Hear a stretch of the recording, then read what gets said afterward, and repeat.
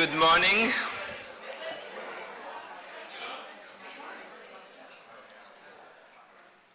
Thank you again for coming. We had a very good and productive day yesterday with the first day. I was actually very pleased by the feedback I received, and I was actually worried at the end. It was a very long day, but even until the end, the people were still active and contributing to the breakout session. We really started the day with a very good introduction by framing the workshop with Victoria, kind of unpacking the whole concept of reproducibility and going through the different type of reproducibility from empirical, statistical, computational, and showing a little bit actually one of the just an example of what good data management can do. And of course, she also ended with some very good principles that a good computational infrastructure could do to lead towards reproducibility. And then as we framed the workshop, we had 3 good panels that were all lively. I wish we had more time for questions. I think that was one of the notes, but I encourage all of you, if let's say there was a question that you intended to ask and did not ask, it would be good to send to us, and I'm sure we can always at least include in our report and then make sure that all that input is part of what we are trying to gather as feedback. I hope it's not just because we have a day and a half that this question, this conversation, an idea that comes up, that you should continue to sending to us, and we hope even when we have the first draft of the report to actually even show to the participant for continued feedback. The whole intent is, as a community, is really to collect as much feedback and ideas so that we can move these questions and all these challenges that we are discussing forward, and then hopefully we can achieve our goal. And the second day, actually, the first day we kind of touched on what we framed it was happening on our campuses, getting those perspectives. We had a panel also that gave us a little bit of an idea, some of the RDMI initiatives, as well as what is really happening, what we'll call industry. And then we recognize that these are just representative, and I'm sure there's so many of them that are out there. As a matter of fact, as I was talking this morning, I was talking to one of our colleagues who actually said, wouldn't it be nice if we had a BOF or BERT or further where we really bring more of those people, continue these discussions, and really to engage them to see this is just we are just touching the surface. And I thought I totally agree with you. It's just a matter of time and then organizing this. So when we think of today, we're gonna continue the same format. So we had so many actually challenges, and I was actually reading the notes last night when I got to my room, and I was very surprised by the list of challenges that was really came out from the breakout session, because we have a Google Doc where the number is there.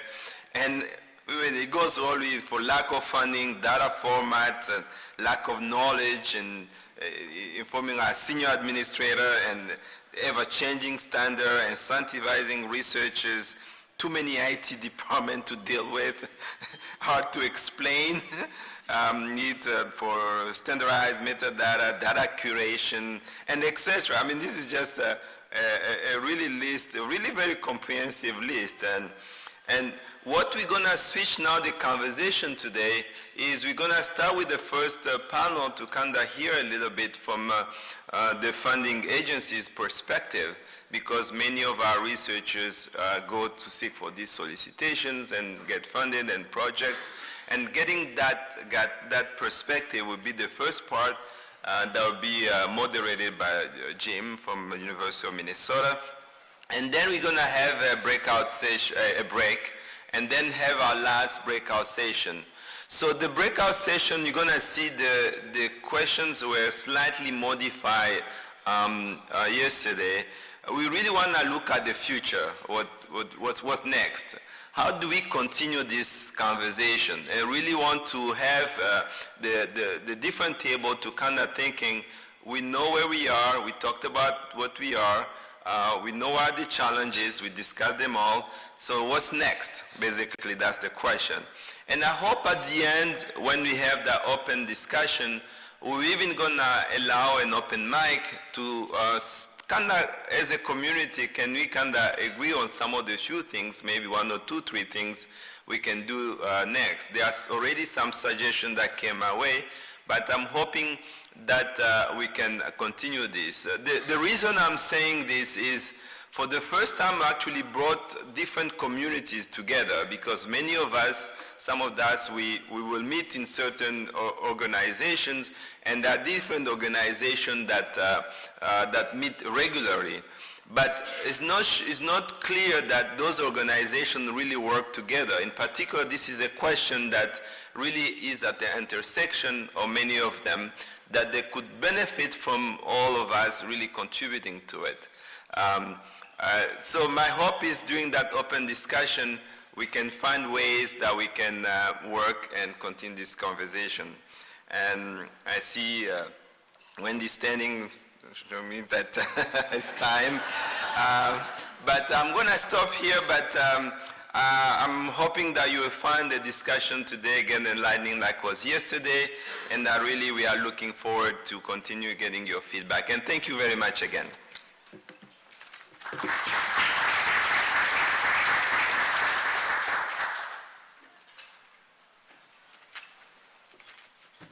Good morning. I have no logistical announcements this morning, so we are going to go right into our first panel. And with that, I would like to introduce Jim Wilgenbush, the Associate Director at the Minnesota Supercomputing Institute at the University of Minnesota. Thanks, Wendy. I think as Murali said, one of the great values of meetings like this is that we get to meet colleagues and talk about some of the challenges that we face, particularly yesterday in the area of sort of data management. If it isn't sort of informative, at least it's sort of therapeutic to know that other people sort of are in similar positions dealing with users or dealing with just challenges that are sometimes technical as well. So one of the other great things about meetings like this is sometimes we have the opportunity to hear directly from our nation's funding agencies, and that's the case this morning. So it is with sort of keeping in this tradition that I have the great pleasure of being able to introduce today's panelists. First, we have Dr. Amy Freelander, who's the Deputy Director of the National Science Foundation's Office of Advanced Cyber Infrastructure. Second, we'll have Robert Hanisch, the Director of the Office of Data and Informatics Material Measurements Laboratory at the National Institute of Standards and Technologies. Following that, we'll have Dr. Jeff de la Bojadere. He is the National Oceanic, Atmospheric and Administration Data Management Architect, and he also chairs NOAA's Environmental Data Management Committee.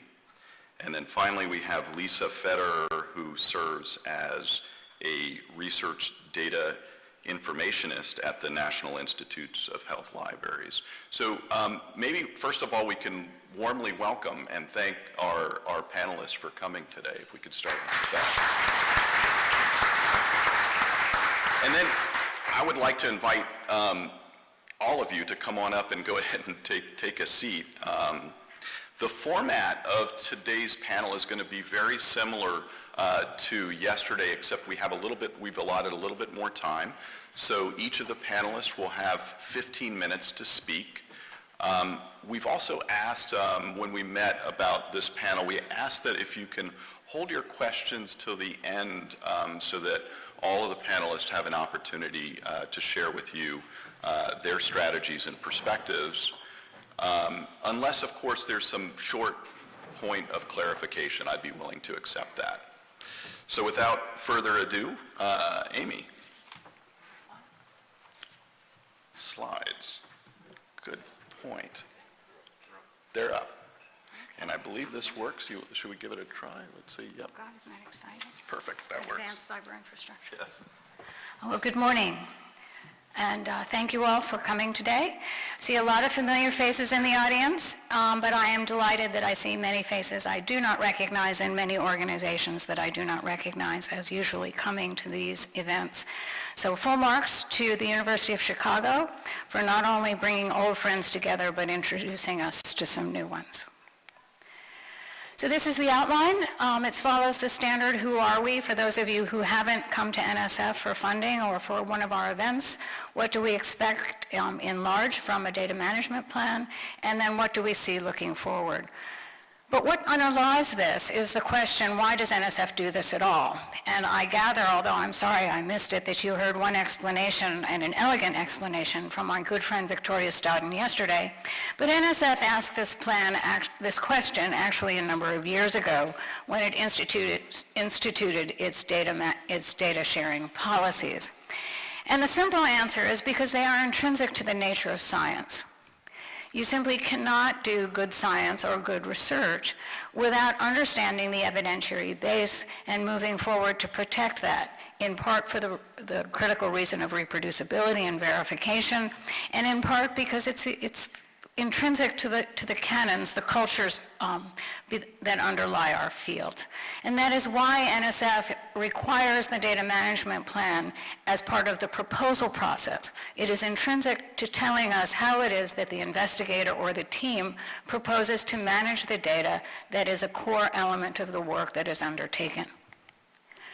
So NSF, for those of you who haven't looked at our mission statement recently, is an independent federal agency that supports fundamental, and I underline the word fundamental, research and education across all fields of science and engineering. We are a basic research funding agency, and importantly, unlike my colleagues on this panel, we are an extramural funding agency. So we pride ourselves on the merit review process, which is the mechanism through which the funds are dispersed to the higher education community.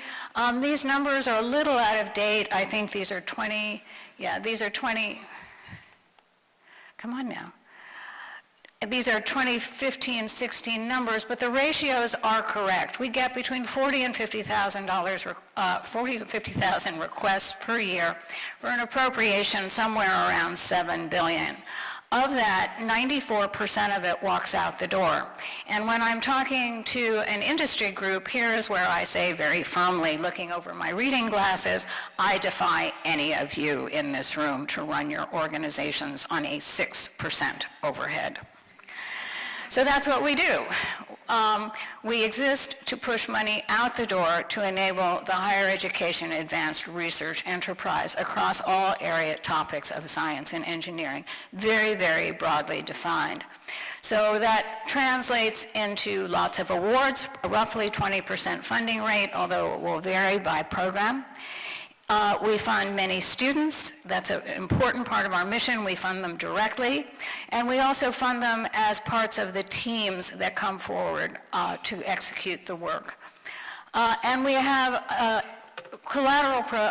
related programs. They're the fundamental basic research programs where you ask a question and we conduct a bit of research, but we also have programs that are designed to develop the STEM workforce. So the education from cradle to grave, so to speak, is an important parallel track in the work that we do at the foundation.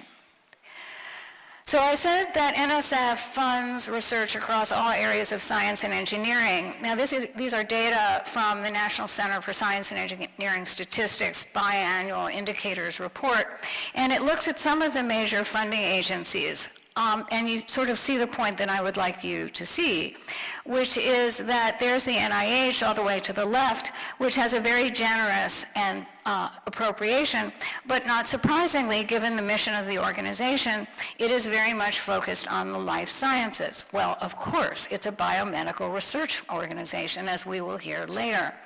And then you see our friends at the DoD and at NIST and at DOE, and not surprisingly, they are heavily invested in the physical sciences and engineering. And then, third from the left, you will see us. And what's interesting about us, and not surprising, of course, is we have lots of colors.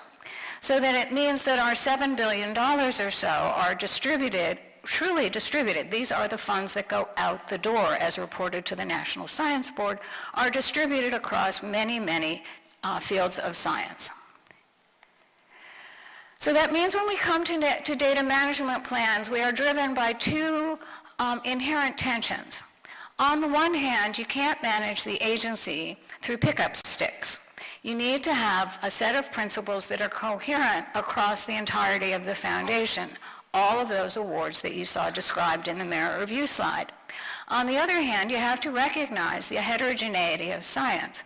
So when you come to us and you say you look at our PA proposal and award guide and the principles seem to be very high level, well, they are necessarily high level because we're not threading one needle, we're threading 14,000 needles.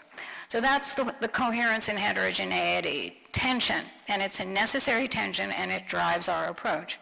At the same time, we, of course, want to enhance and forward robust science, where by robust science we mean protecting the evidentiary base and the necessary communication that surrounds the conduct of science, the verification of results, within the limits of law and available resources. So as a practical matter, we need to strike a balance between what it costs us to manage the data and what it costs us to do new and innovative research.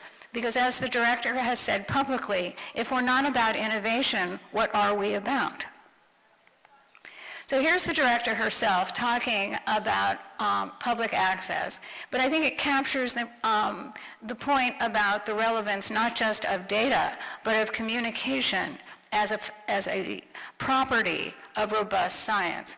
And so we do the public access policy, which is an extension of our data access, of our data management policies more generally, because communication of research results is central to the progress of science. Now, the specific memo to which we were responding talked about publications and then went on to talk about data, but from NSF's perspective, we are thinking about the full range of outputs of the research that we fund, most notably from my perspective at the Office of Advanced Cyber Infrastructure. We are very worried about the preservation, the management, not necessarily the preservation, but the management of software. So public access sits, as I said, upon an established policy of data sharing that's about, I think, 20 or 25 years old, and the initial statement covered publication, data, independent of format, which meant physical collections as well as what we would now call digital collections, software and inventions, intellectual property, and the decentralized. It is in the statement, the decentralized administration of of data sharing policies. So this embodies three principles that continue to drive our actions. One is we do not claim intellectual property in the investigator's output beyond what is provided in federal law. So when people come to us and ask us why we can't do X, Y, Z on copyright, the answer is we do not claim copyright in the output. We cannot claim copyright in the output. So that's one thing. Secondly, it clearly enables cost recovery by the awardee institution. And here, I intentionally use the word awardee. I remind you, and many of you know this, NSF's relationship is not with the principal investigator in a legal sense. We make awards to institutions who are represented by the principal investigator who is responsible for the integrity of the work. And finally, which puts the principle of heterogeneity of science at the center of our policies. So our policies on data, there was the initial statement on data sharing, there was the data management plan requirement, which came into effect in 2011. In 2013, for those of you who have filled out our paperwork, you know that we asked for 5 research products that are reflective of the solicitation, the proposal that you're putting forward, and we said data. was equivalent, a data set is equivalent to a peer-reviewed juried publication, which from our point of view put data forward as a first-class research object equivalent to the scientific journal article.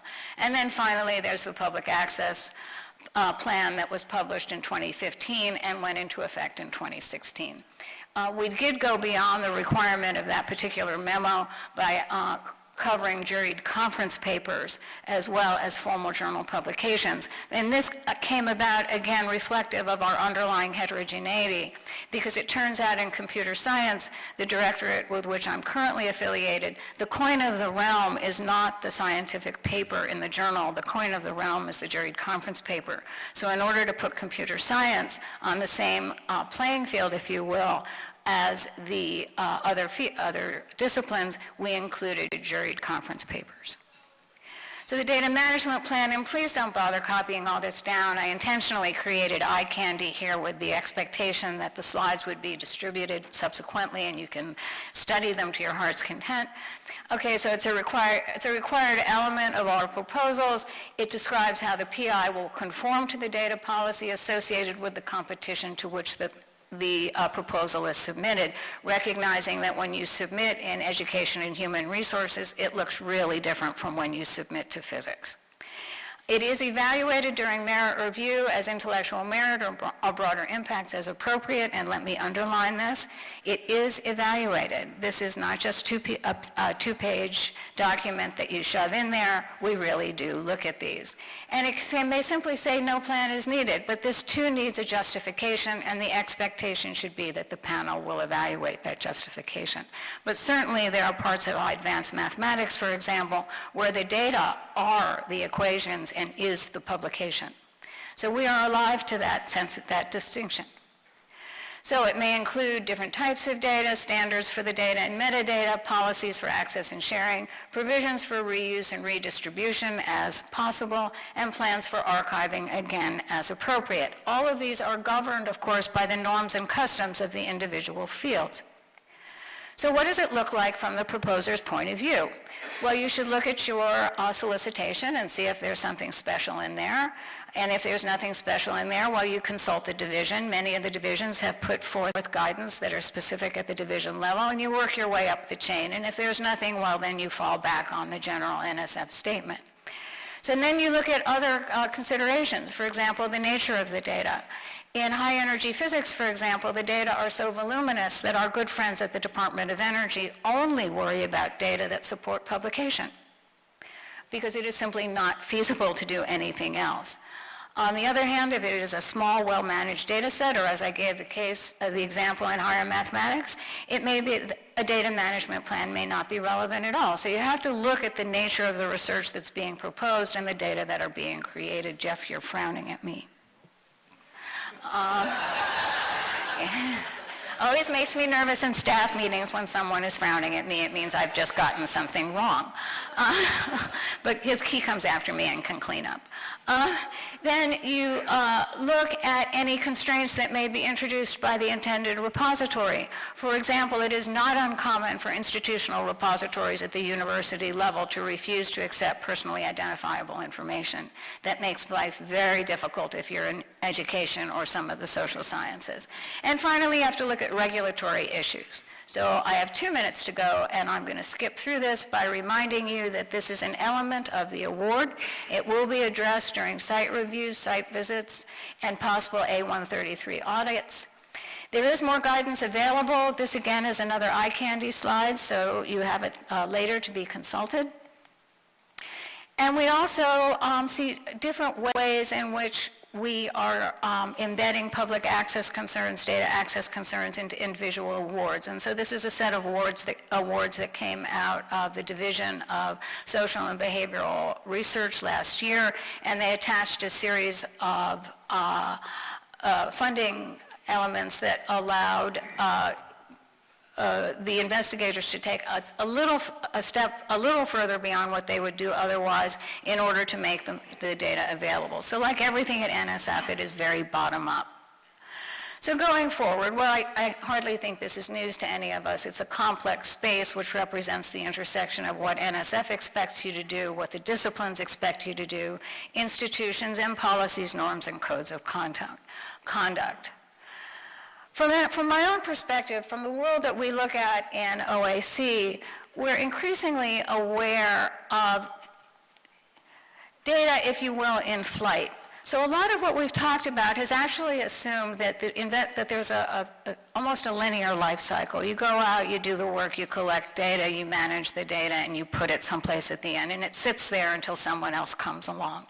And that's really a very static view of how data works in computationally and data-intensive research at scale, which is what we do. And in fact, what we see here, and again, you can study this at your leisure if you have insomnia, we move back and forth across the layers of the stack, and data moves all the time. There's the research data.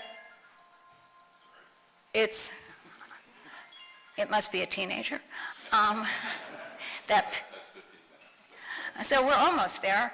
And so we want to think about the management of the data not at rest, but if you will, in flight.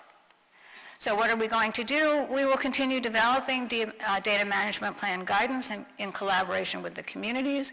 Will expand them to address other kinds of data and software, and we need to begin to understand data management in the context of the research process.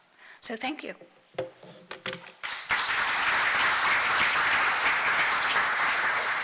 Thank you, Amy. That was excellent. And I just want to echo something that Amy mentioned, namely that all the slides will be available.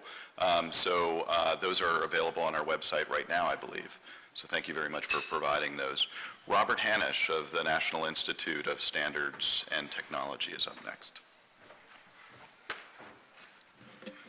Well, thank you and good morning. Before I get into my main talk, I just want to clarify sort of what the role of NIST is. We are not an extramural funding agency like the NSF. We do some extramural funding, but we're primarily an in-house research organization developing, as the name suggests, standards and technologies. We are the National Metrology Institute for the United States. There's a network of a little over 100 NMIs around the world who coordinate things like fundamental methods of measurement and determination of fundamental constants, coordinated under the International Bureau of Weights and Measures in Paris. So we are in that network of people who measure things extremely carefully. First, from a policy perspective, NIST, like other government agencies, follows the OSTP and OMB directives that came out in 2013, which require the research work done or sponsored by federal agencies to be made publicly available in most of it anyway. There are exceptions for things like classified work. We also have a data product or a line of data products called Standard Reference Data, SRD, which Congress authorized the Department of Commerce to develop at NIST back in 1968. And this is a little bit of an exception to the public data policy in that NIST is authorized to collect fees for standard reference data to offset the cost of the development, maintenance, and distribution. It's not a profit-making center. It is simply to sustain those products. And they are largely used in industry. Our largest selling database is our mass spectrometry database, which is installed in essentially every mass spec instrument by every vendor around the world. So when I first heard that NIST charged for data, I was rather aghast, coming from the astronomy community originally, where everything is free. But there is kind of a rationale in that our data products become value added for vendors who then sell their instruments at value added to consumers, and they pay taxes, and those taxes come back to the agency and so forth. So there is a rationale. We give most of it away, but we have some that we sell. So our public data access policy goals are to strengthen our commitment to public access to scientific research, I'm not going to read all of these things, but basically it's all about doing good deeds for the research and industrial community. And I should point out too that NIST is part of the Department of Commerce. It was originally the National Bureau of Standards, and it was created around 1900 because at that time things like the gallon were not standardized. And if you bought a gallon of gas or a gallon of milk, they could actually be different quantities. So the National Bureau of Standards was created to resolve that problem. We have this data pyramid, which starts at the bottom with working data, followed by derived data, publishable results, and published results. We do not require our staff to make public working data or derived data. And the reason for that is one of cost-benefit analysis. A lot of the data that is produced at NIST actually comes from instrumentation that is commercial in nature. A lot of it comes out in proprietary data formats. The conversion of those data, many of which are just, testing of instruments and testing of measurement techniques, are thought to not have lasting value in many cases. People can share if there is an incentive for doing so, but it's not a requirement. But once data becomes publishable or published, we do require that it be made public and shared. We do fund some external research. I don't know what the percentage is. Barry, do you happen to know? But it's maybe, I'm sure it's less than 10% of our overall budget, which is just shy of $1 billion. For those people that we do fund, they have to provide a data management plan if the research will produce public data. The grantees need to provide metadata about their data products to us, and we take the responsibility for advertising that metadata. We have a NIST Enterprise Data Inventory with standard metadata, and that information has to be managed by us as a way of tracking the data products of the grantees. We also ask the grantees to share that data through a public repository. We do not host it at NIST. That is the responsibility of the grantee. So our basic practice is every member of the research staff at NIST engaged in experimentation or simulation that produces data has to have a data management plan, and data products associated with that research have to be registered in our enterprise data inventory. We have a system developed at NIST called MIDAS, which is an online system that our staff use to enter their data management plans and their enterprise data inventory records. And then those EDI metadata records are copied regularly to data.gov so that all of our public-facing data resources can also be discovered through that interface. But beyond that core basic practice, we are trying to do more. We are building a new public data repository for NIST-wide data holdings and a data search portal on top of that. My group is actually building that. All of our public-facing data sets are assigned digital object identifiers. And we are also building data discovery tools which are more discipline-oriented, one for materials science research, another for metrology, since that is one of our core functions, and so-called resource registries. And we've also implemented a generic data annotation tool called the Materials Data Curation System. This is originated with the Materials Genome Initiative, but it's actually a very generic tool for doing data markup at the data set level. So the data management plans are very similar to what NSF requires.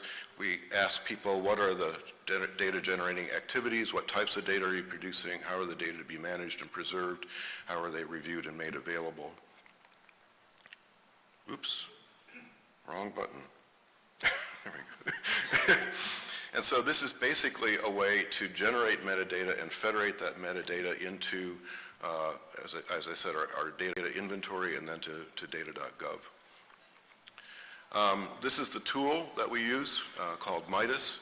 It both supports generating data management plans, and then when data is produced, there is the data inventory record, and it links back to the data management plan. So you can basically see the pedigree, what was the plan in the beginning and what came from it in the end.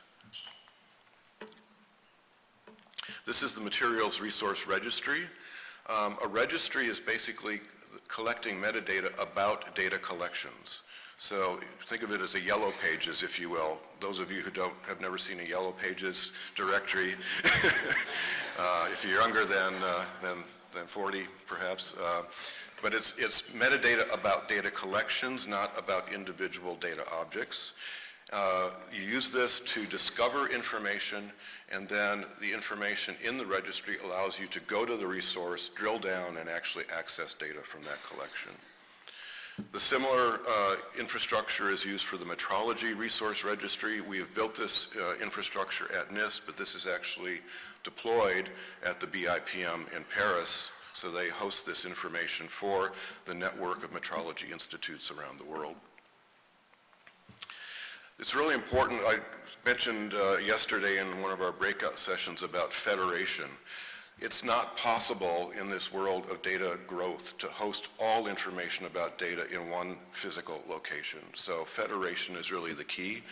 These resource registries are federated resources where individual organizations can host metadata about their data collections, but then the registries harvest those metadata records and share them one to the other using the Open Archives Initiative Protocol for